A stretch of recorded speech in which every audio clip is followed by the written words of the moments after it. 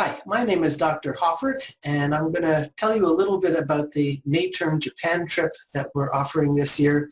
I'll also tell you a little bit about the course that we're offering in the spring that precedes it. But first, let me introduce you to my colleague, Dr. Matsubara. Hi, I'm Fushimi Matsubara. I teach Japanese language and culture at North Central, and I have read this type of Japanese travel course in the past several times. This time, I'm co-leading the travel course with Professor Hoffert in May 2021, and also I will co-teach the preparation course in spring semester 2021 with Professor Hoffert. In this course, we are exploring the connections between the tradition and the modernity of Japanese society and culture.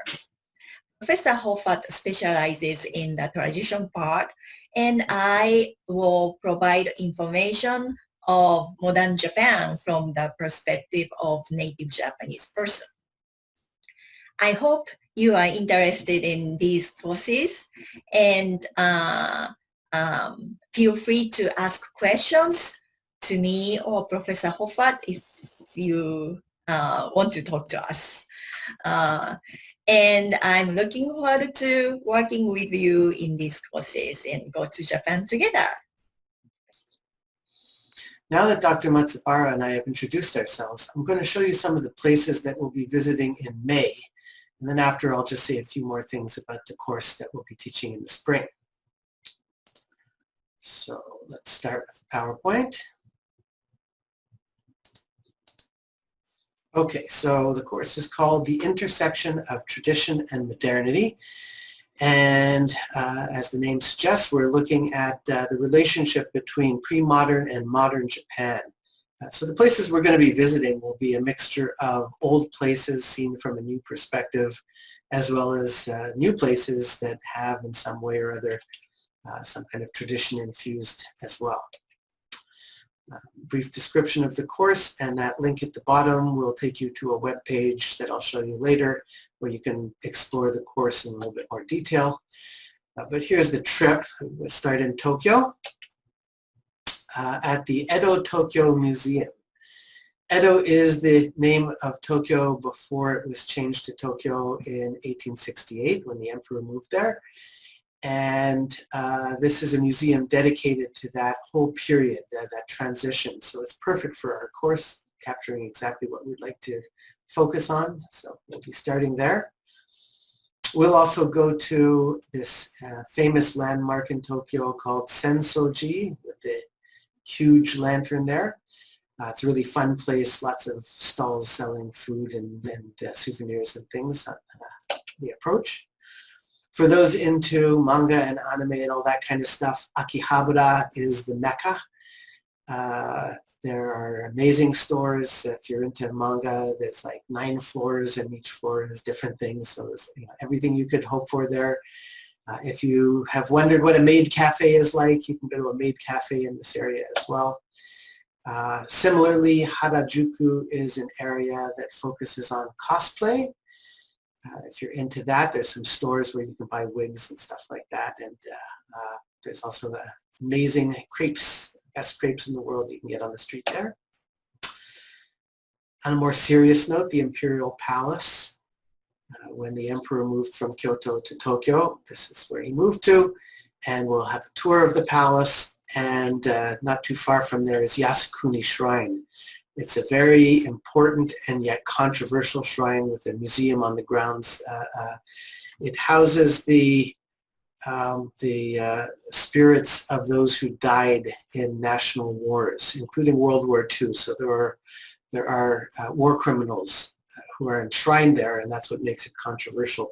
It's a very complicated issue, and we'll explore it in the course, and then we'll get a chance to see it there. From Tokyo, we will go far west to Hiroshima. Obviously, that was the site of one of the nuclear bombs, and this building here is at the epicenter. The building itself was not completely destroyed, and so it remains a landmark for Hiroshima City, and they built a wonderful peace museum there that we'll be going to. You may also recognize this. This is called Miyajima or Itsukushima Shrine. It is a very iconic gateway in the water there, and then the shrine is on the land. It's a very beautiful place. There's deer that you can feed and stuff like that. So that's the other thing that we'll do in Hiroshima. And then on to Osaka, the other big city in Japan. It's known primarily for its nightlife, and so we're going to just be spending an evening there. Actually, Matsubara sensei is from Osaka, so she can also, if you have any spare time, she can maybe help you find some things to do there. And so we'll be getting some nightlife there, and then moving on to Koyasan and Amano-no-sato. Koyasan is the head temple of Shingon Buddhism, which is one of the most important and influential forms of Buddhism in Japan. And this temple complex dates back to the early 9th century. And you can see on the map here, there's some different areas. We'll look at a picture from here. And this is Okunoin. This is the whole cemetery we're going to walk through. And all of these little icons here, they're all temples that have that you can stay in. They're like a traditional Japanese temple, except in a traditional Japanese hotel, except in a Buddhist temple. And so you can see the rooms will have tatami mats, we'll be sleeping on futons, we'll have a real traditional Japanese experience with amazing food as well. We will go and see some of the buildings at the heart of this temple complex. Some of them are very ancient. As you can probably guess, the orange pagoda is new because it was burnt down. We will do a night walk through this graveyard, Japan's most famous graveyard. It's very beautiful to walk through at night, not really scary. And at the end of it is a mausoleum for the founder of this tradition, Kobo Daishi. He's one of the most important and influential figures in all of Japanese history. And he is believed to be in a state of suspended animation, not quite dead, but just waiting until the time of the next Buddha before he arises again. In the morning, we will have this amazing fire ritual where you can see these sticks here. They have prayers written on them, and they will take a whole big stack of them, and they will make this huge bonfire that you can see in the picture here. So it's a really special experience that I promise you'll never forget. When we leave there, we'll go to the neighboring village called Amano-no-sato, which is famous as a traditional Japanese style village. There are some traditional things to do there, mochi pounding, that's taking rice and making pounded rice out of it, very sticky.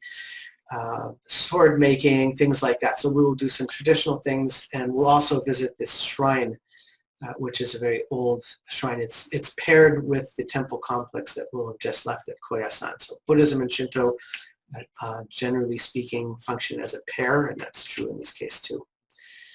And then we're going to move on to Ki-Katsura, famous for two things.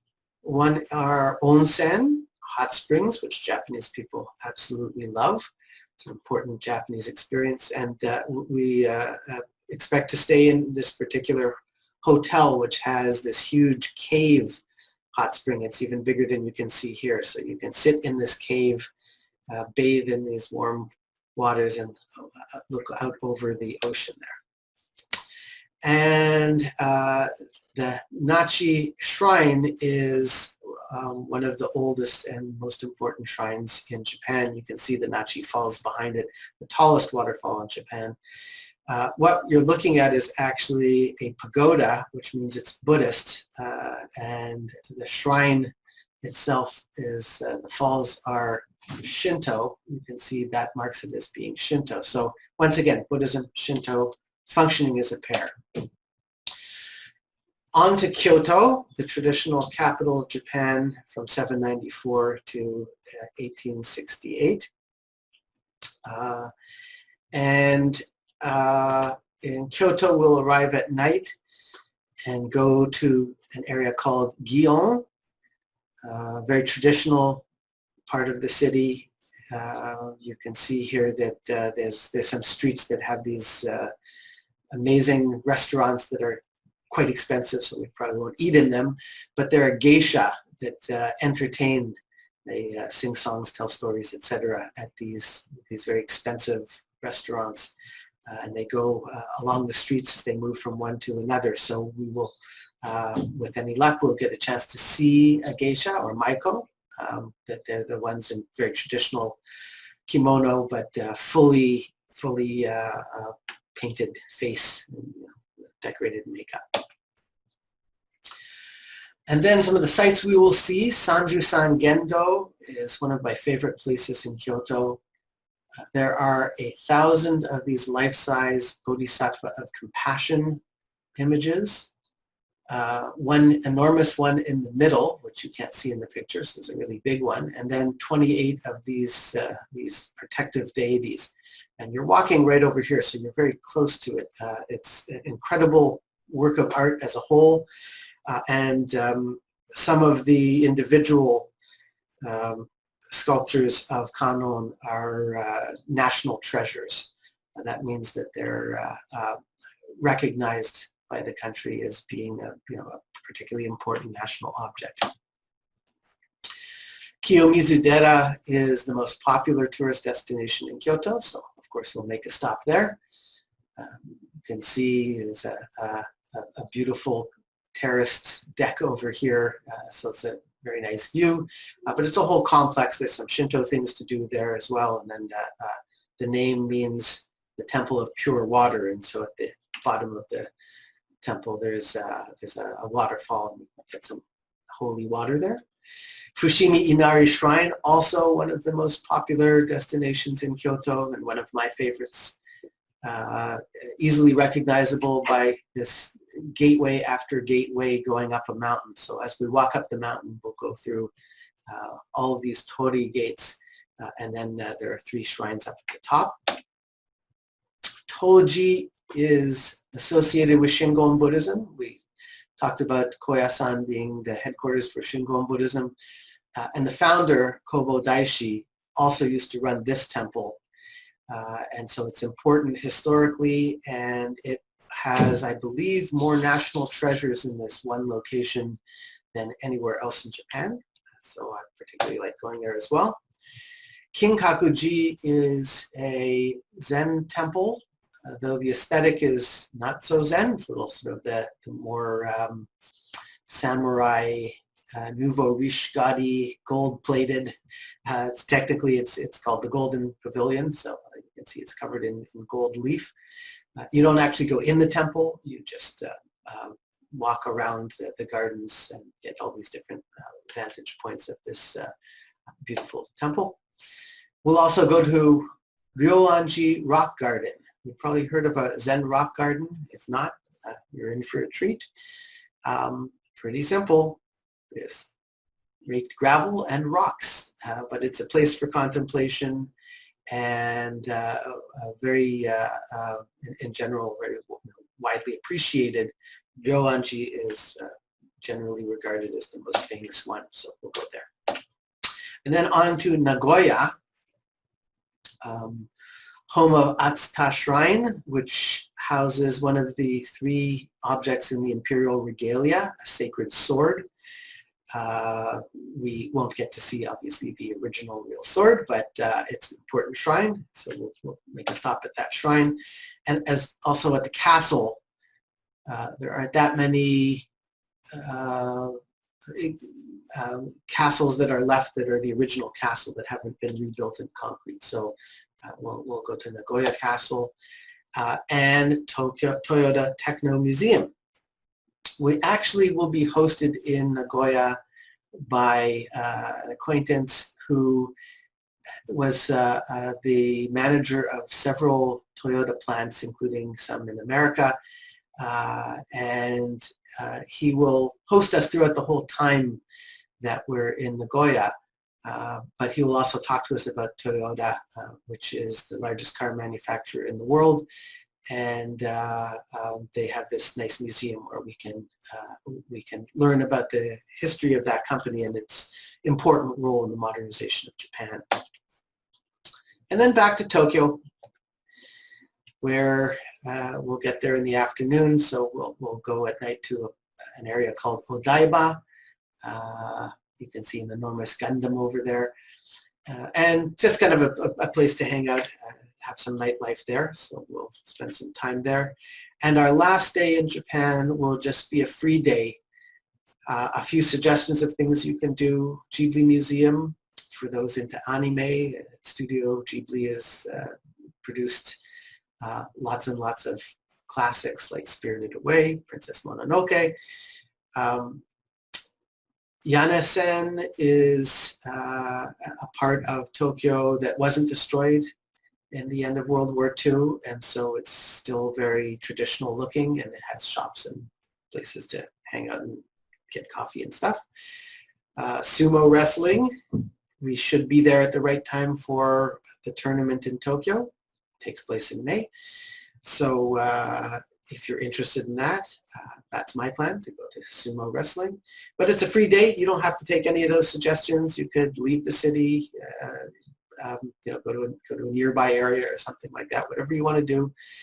Obviously, Matsubara Sensei and I will help you find out what options there are if you're interested in exploring it. Help you figure out how to get there. So now that we've talked about the different locations that we're going to visit in May, just want to briefly show you this web page that has the course information from the last time we taught it this past spring. If you go to this address over here, you can get to this web page, homepage for the course. Click the introduction. It will tell you about the different assignments. The class is designed to provide you with readings and lectures and discussion that will help you get the most out of the trip in May. But it's not a terribly difficult course. It's a 2-credit course. Regular course is 4, so that means we'll meet half the time of a regular course, probably 1 night a week for a couple hours. And there are some reading assignments and really short, simple assignments for you to do throughout the course, but it's not a terribly difficult course, and I hope you'll find all the material really enjoyable, as well as the class sessions. You can see the kind of thing that we're going to do in class by coming to the syllabus, and each of these is a link that will take you to the material covered in that particular class session.